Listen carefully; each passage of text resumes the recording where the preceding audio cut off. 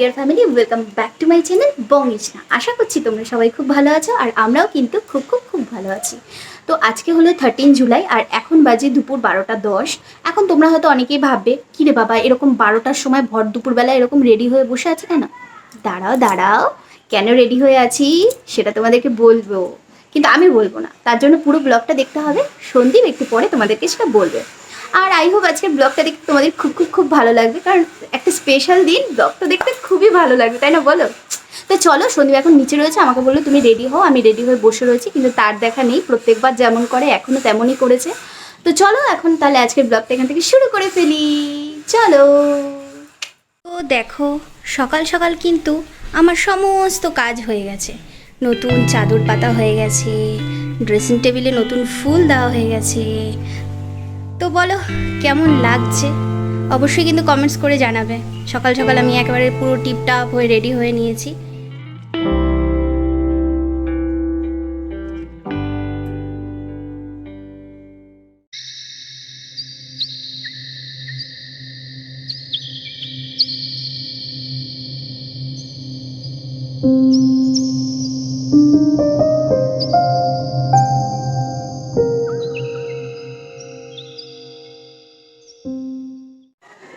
তো আমরা পুরোপুরি এখন রেডি হয়ে গেছি, আর আমরা এখন বেরোবো। কোথায় যাবো? আজকে একটা স্পেশাল দিন, আজকে পাগলিটার জন্মদিন। এই জন্য একটু বেরোনো যাক, কিছু কেনাকাটার জন্য কিছু দরকারি জিনিস কিনতে যাবো এখন। আচ্ছা চলো তাহলে দেখতে থাকো। হ্যাঁ চলো, হয়ে গেছে। হ্যাঁ চলো তাহলে বেরোই। হুম।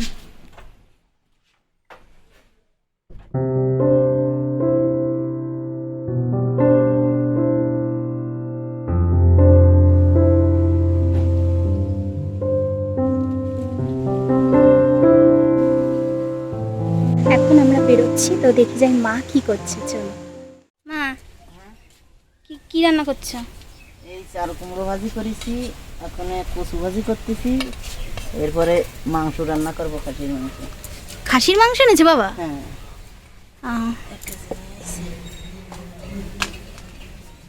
ও মা, তা আমরা বেরোলাম, হ্যাঁ আচ্ছা। চলে আসবো তাড়াতাড়ি। হ্যাঁ হ্যাঁ সাবধানে। এই যে, এই যে এখন আমরা বেরোবো। হ্যাঁ চলো বেরোই।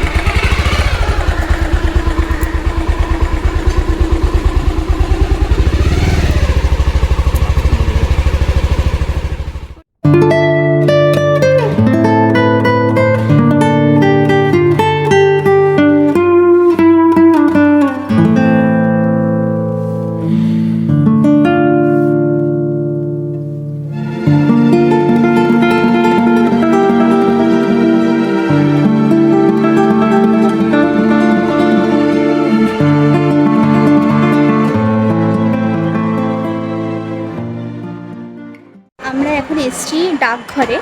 তো সুদীপের অফিসের একটা পার্সেল দেওয়ার রয়েছে, তো ওই কারণে ডাকঘরে এসেছি। তো চলো এরপরে কোথায় যাই দেখতে থাকো।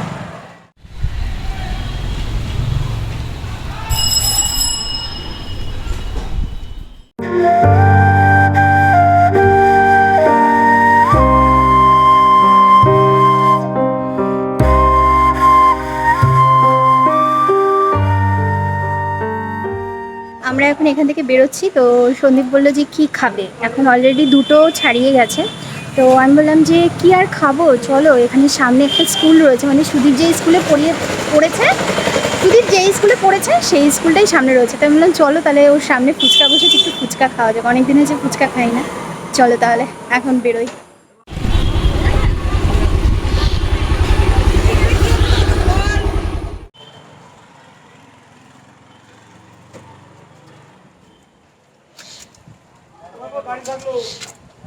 হ্যাঁ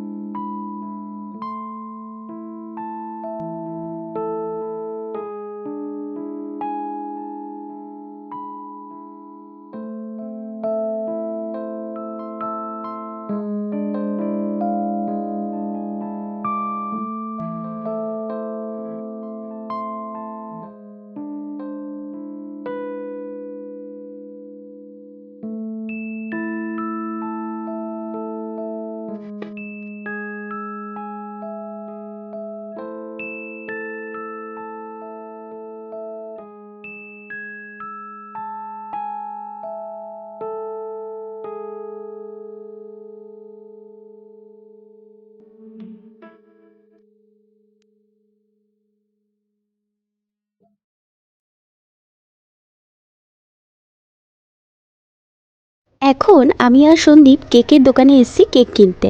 আর দেখো কেক কিনতে কিনতে আমরা আবার চকলেট কিনতে চলে এসেছি। এবার হয়েছে কি, এত কেক দেখছি আমি আর সন্দীপ যে আমাদের সব কেকই ভালো লেগে যাচ্ছে, কোনটা যে নেব বুঝতেই পারছি না। এরকমই হয় জানো তো, কনফিউশনে চলে যাই। তো আমি যে কেকটা নিয়েছি সেটা হলো এই কেকটা। আর এখন ভাবছি যে একটু খাবারও নিয়ে নেব, কারণ বাড়িতে বুনু রয়েছে। আর তাই জন্য ঠিক করলাম যে এখান থেকে কিছু একটু খাবার নিয়ে নিই। এখানের খাবারগুলো হয় কি, দেখতে যেমন ভালো লাগে আর খেতেও আমার খুবই ভালো লাগে। আমার না, আমার সন্দীপ, বুনু, আমাদের তিনজনেরই খুব ভালো লাগে। তো এবার একটু খাবার নিয়ে সন্দীপ আমাকে বললো একটা চকলেট নিয়ে নিতে, কারণ এটা প্রত্যেকবারই ও আমায় দেয়।